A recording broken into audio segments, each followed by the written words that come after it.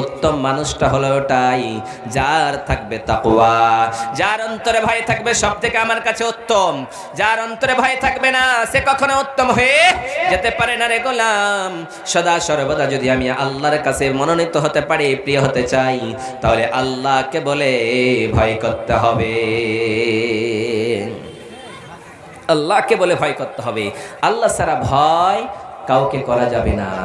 আমিরুল মুমিনিন খলিফাতুল মুসলিমিন উমর ফারুক রাদিয়াল্লাহু তাআলা আনহু একদিন গুরগুর করে কান্না করে আর বলে, হায় রে আমার আল্লাহ বলে ভয় হয়, কেমনে ভয় করব? উবাই ইবনে কাব রাদিয়াল্লাহু তাআলা আনহুর কাছে গিয়ে বলেন, ও ভাই, ও কাব, বলো তো আল্লাহর ভয় কারে বলে? আল্লাহর ভয় কেমনে হয়? আমার একটু কি বলবা না? আল্লাহর ভয়টা কেমনে করব একটু আমারে বুঝিয়ে দিবা না? উবাই ইবনে কাবের কাছে গিয়ে বলে, আমাকে আল্লাহর ভয় সম্পর্কে একটু বলুন। যে আমিরুল মুমিনিন খলিফাতুল মুসলিমিন ছিলেন, তারপরেও বিশ্বনবী সাল্লাল্লাহু আলাইহি সাল্লামের সাহাবী উবাই ইবনে কাবের কাছে গিয়ে বলে, ও কাব, তুমি আমার একটু বলো ভয় কারে বলে? আল্লাহর ভয়। উবাই ইবনে কাব বলে, ও আমিরুল মুমিনিন খলিফাতুল মুসলিমিন, আপনি কি কাঁটাযুক্ত রাস্তা দিয়ে গিয়েছেন? যে রাস্তাটা অতীব অল্প হবে আর তার চারপাশে কাঁটা হবে, ওই রাস্তা দিয়ে কি আপনি কখনোই পার হয়েছেন? বিশ্বনবীর সাহাবী আমিরুল মুমিনিন খলিফাতুল মুসলিমিন বললেন, ও নবীর সাহাবী, আমি তো পার হয়েছি। বলছে, কেমনে একটু দেখান তো। ও আমিরুল মুমিনিন খলিফাতুল মুসলিমিন বললেন, এমন করে পার হতে হবে, কাঁটাযুক্ত রাস্তা হবে, জামায় কাপড়, এই শরীরে কাপড় থাকবে, কুর্তা থাকবে, ওই কাপড়গুলো কাটাতে আটকে যেতে পারে, তাই আস্তে আস্তে করে পা রেখে রেখে যেতে হবে। অতএব উবাই ইবনে কাব বললেন, আমিরুল মুমিনিন খলিফাতুল মুসলিমিন, আল্লাহর ভয় হলো সেটাই। অতএব দুনিয়ার জমিনে পরহেজ করতে হবে, মুত্তাকি হতে হবে, বিরত থাকতে হবে, এমন করে চলতে হবে যাতে করে দুনিয়ার জমিনে আমরা কখনোই লাঞ্ছিত না হয়ে যাই, অপমানিত না হয়ে যাই, অপদস্থ না হয়ে যায়। পরহেজ করতে হবে। আমাদের সমাজে পরহেজি যাকে বলে, অর্থাৎ বিয়ে বাড়িতে গেলে বলছে আমি খাবো না গোস, মাংস খাই না, বলে কি খাও? বলছে আমি মাছ খাই। সেটাই হচ্ছে পরহেজ। অর্থাৎ তার কোনো অসুখ রয়েছে, তার কোনো ভেজাল রয়েছে, সেই জন্য সে গরুর মাংস খাবে না, পরহেজ করলো। আল্লাহ বলছে, এমন করে দুনিয়ার জমিনে পরহেজ করো, সত্যিবাদী হয়ে চলো, তোমাকে কেউ লাঞ্ছিত করে দিতে পারবে না, অপমানিত করতে পারবে না। তাই তো বিশ্বনবী সাল্লাল্লাহু আলাইহি ওয়াসাল্লাম বললেন, আল মুসলিম আখুল মুসলিম লা ইয়াযলিমুহু ওয়া লা ইয়াখযুলুহু ওয়া লা ইয়াহকিরুহু আত-তাকওয়া হাহুনা ওয়া ইয়াশিরু ইলা সাদরিহি সালাস মাররা। বিশ্বনবী সাল্লাল্লাহু আলাইহি ওয়াসাল্লাম বলেন,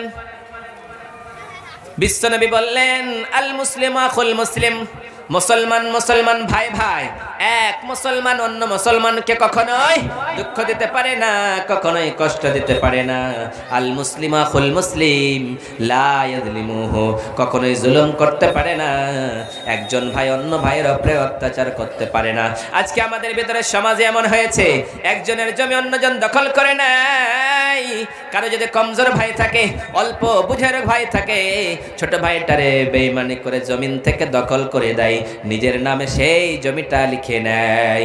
আল্লাহ বলে, তোমার অন্তরে যদি আল্লাহর ভয় থাকতো কখনোই করতা না, কারো জমি দখল করতা না, নিজের ভাইকে তুমি অপদস্থ করতা না, লাঞ্ছিত করতা না, তুমি হতা মুমিন।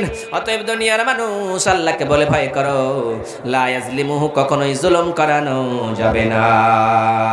তারপরে বিশ্বনবী বললেন, কখনো তুচ্ছ ভাবা যাবে না, লাঞ্ছিত করা যাবে না, বেইজ্জতি করা যাবে না, সদা সর্বদা তাকে সম্মান দিয়ে কথা বলতে হবে, সম্মানের মঞ্চে তাকে বসিয়ে রাখতে হবে।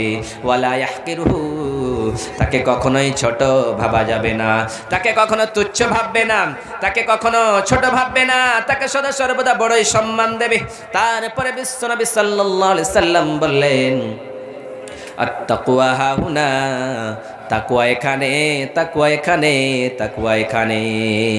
ওয়া ইয়াশিরু ইলা সাদরিহি সালাসা মাররা, বিশ্বনবী যখন তাকওয়া বুঝাতে গেলেন তখন বললেন তাকওয়া এখানে, তাকওয়া এখানে, তাকওয়া এখানে, তিনবার বললেন। অতএব তাকওয়া অন্তরের দিকে বিশ্বনবী ইঙ্গিত দিয়ে বললেন তাকওয়া অন্তরে থাকে, যার অন্তরটা ঠিক থাকে পুরো শরীরটাই তার ঠিক হয়ে যায়।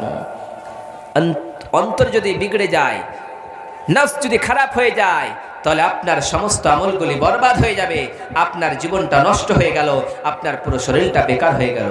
তাই তো বিশ্বনবী সাল্লাল্লাহু আলাইহি ওয়াসাল্লাম বলেন আলা ওয়া ইন্না ফিল জাসাদি মুযগাতান ইদা সালাহাত সালাহাল জাসাদু।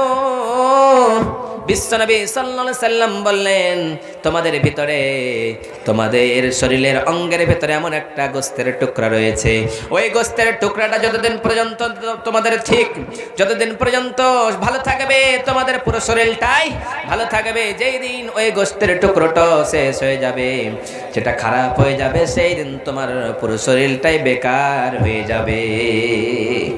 অন্তরে যদি ভালো থাকে আপনি ওজনে কম দিবেন না, আপনি দুধে পানি মিক্স করবেন না।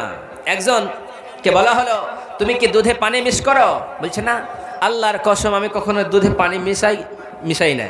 আর কি আমি শুদ্ধভাবে, আমি ইমানদার, আমি হাজির ছেলে, আমি কখনো দুধে পানি মিক্স করতে পারি না, কখনোই নাই। আল্লাহর কসম করে বলি আমি কখনো দুধে পানি দিই না, পানিতেই দুধ দিয়ে দিই, সেটাকে বিক্রি করে দিই। তাহলে এগুলো ঈমান নয়, এগুলো মুমিন নয়, এগুলো হচ্ছে মুনাফিক, এগুলো আল্লাহকে বলে কখনোই ভয় করে না। আমিরুল মুমিনিন খলিফাতুল মুসলিমিন যখন রাজত্ব করতেন, যখন খলিফা পদ পেলেন, যখন পুরো পৃথিবীর বাদশা ছিলেন, তখন আমিরুল মুমিনিন হযরত ওমর ফারুক রাদিয়াল্লাহু তাআলা আনহু বাড়ি থেকে বের হয়ে গেলেন। সন্ধ্যার সময় বের হয়ে যেতেন, রাত্রিবেলা বের হতেন। হায়রে, কার কোনো অসুবিধা রয়েছে নাকি? কারো যদি কোনো প্রয়োজন থাকতো, সেই ওমর ফারুক রাদিয়াল্লাহু তাআলা আনহু বলতেন তোমার সমস্যাটা কি? সেই সময় গিয়ে বলতেন হায়রে তোমার সমস্যার ঘটনাটা আমারে বলো, আমি তোমার সমস্যার সমাধান করিয়ে দেব। এবার যখন সমস্ত মানুষ যখন ঘুমিয়ে গেলেন, তখন আমিরুল মুমিনিন খলিফাতুল মুসলিমিন বাড়ি থেকে বের হয়েছে। এবার বাড়ি থেকে বের হয়ে যখন যায়, রাস্তায় যেতে যেতে শুনতে পেল একজন মহিলার আওয়াজ। একজন মহিলা যেন কানে কানে আস্তে আস্তে ফিসফিস ফিসফিস আওয়াজে কি বলছে। তখন আমিরুল মুমিনিন হযরত ওমর ফারুক রাদিয়াল্লাহু তাআলা আনহু কান লাগিয়ে সেটাকে শুনছে, কি বলতে চাইছে। কান লাগিয়ে শুনছে। একজন মহিলা যেন তার মেয়েরা ডাক দিয়ে বলে আমার মেয়ে, ও আমার কন্যা, যাও যাও, আজকে আমি উটনির দুধ দহন করেছি, দুধ কম হয়েছে, এই দুধের ভিতরে পানি মিক্স করে দাও, আর পানি মিক্স করে বাজারে বিক্রি করতে যাও, টাকা বেশি হবে। অল্প টাকায় আমাদের জোটে না, বেশি টাকা হবে, আমাদের টাকা বেশি হয়ে যাবে, আমাদের বাড়ি গাড়ি বেশি হবে, যাও যাও যাও, দুধে পানি মিক্স করে বিক্রি করে দিবে, বাজারে কেউ জানতে পারবে না। এই কথাটা ওমর ফারুক রাদিয়াল্লাহু তাআলা আনহুর কানে চলে আসলো।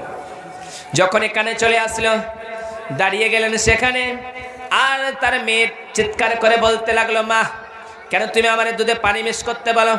তার মা বলে, ও আমার মেয়ে, তুমি কারে বলে ভয় করো? আমিরুল মুমিনিন খলিফাতুল মুসলিমিন ওমর বলে, এই গভীর রাত্রিতে ওমর কখনোই দেখতে পাবে না রে মা, যাও যাও যাও, তুমি বিক্রি করে এসো, তোমারে কেউ দেখতে পাবে না, যাও বিক্রি করো, কেউ জানতে পারবে না, তোমার আমার কথা কেউ জানে না, তুমি দুধে পানি দিয়ে দাও।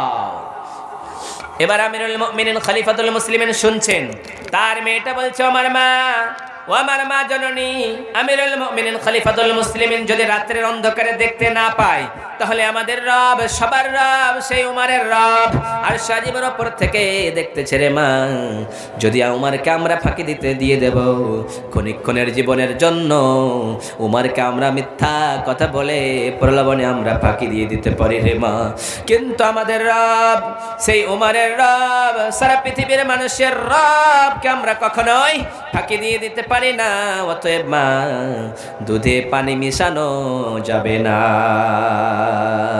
সেই কথাটা আমিরুল মুমিনিন খলিফাতুল মুসলিমিন ওমর শুনতে পেলেন। যখনই শুনলেন, সেখান থেকে চলে গেলেন তারপরের দিন বিয়ের প্রস্তাব দিলেন তার জন্য, সঙ্গে সঙ্গে আল্লাহ তার মর্যাদা বাড়িয়ে দিল।